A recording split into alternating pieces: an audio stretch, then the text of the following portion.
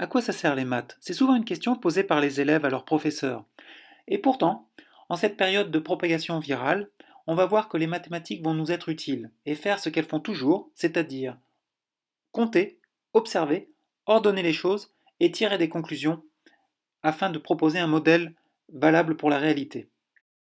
La mission des mathématiques va être de proposer un modèle qui corresponde au plus près de ce qui se passe dans la réalité afin de pouvoir se projeter quelques jours au-delà de la situation actuelle, de façon à pouvoir anticiper sur les moyens à mettre en place pour faire face à la situation exceptionnelle.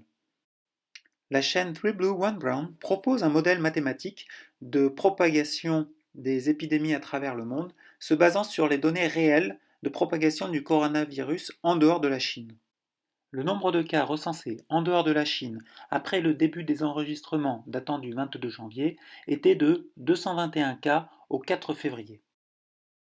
Après 14 jours d'observation de la propagation de la maladie en dehors de la Chine, on peut se demander si cette propagation est proportionnelle au temps passé et se demander si au bout de 28 jours, c'est-à-dire le double de 14, on obtiendrait aussi que le nombre de cas déclarés double et passe de 221 à 442. Or, en réalité, on observe que c'est seulement 7 jours plus tard que le nombre de cas a plus que doublé, passant de 221 à 481 cas. Et 7 jours plus tard, c'est-à-dire au 28e jour des enregistrements, on est à 999 cas déclarés, ce qui est bien plus que les 442 qu'on s'était projetés en suivant une progression linéaire. Mais alors que se passe-t-il?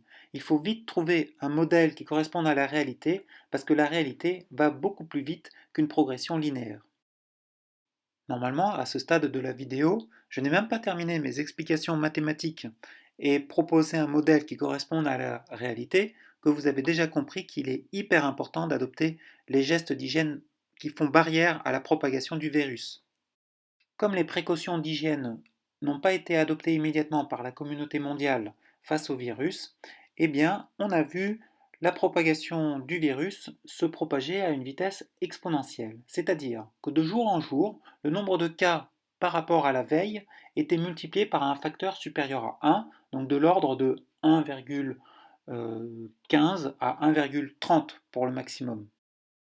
On voit ici que sur la dizaine de jours du 21 février au 1er mars, le facteur multiplicatif a été de 1,24 pour le passage du 21 au 22, mais il a même atteint 1,30 pour le passage du 26 au 27 février.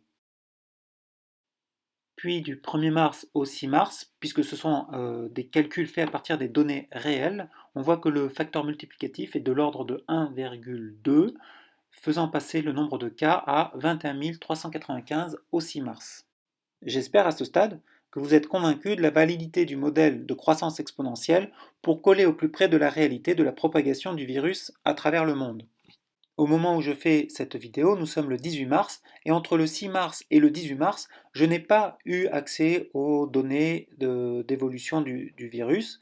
Donc je propose ici le modèle de croissance exponentielle avec un coefficient de croissance de 1,16 environ, qui nous montre qu'on passe ainsi de 21 395 cas à 136 089 cas. Et en réalité, au 18 mars, on est à 136 304 cas dans le monde en dehors de la Chine et 217 210 cas si on prend en compte les malades à l'intérieur des frontières chinoises. Conclusion de ces observations mathématiques, adopter de toute urgence les gestes barrières pour éviter la propagation exponentielle de ce virus.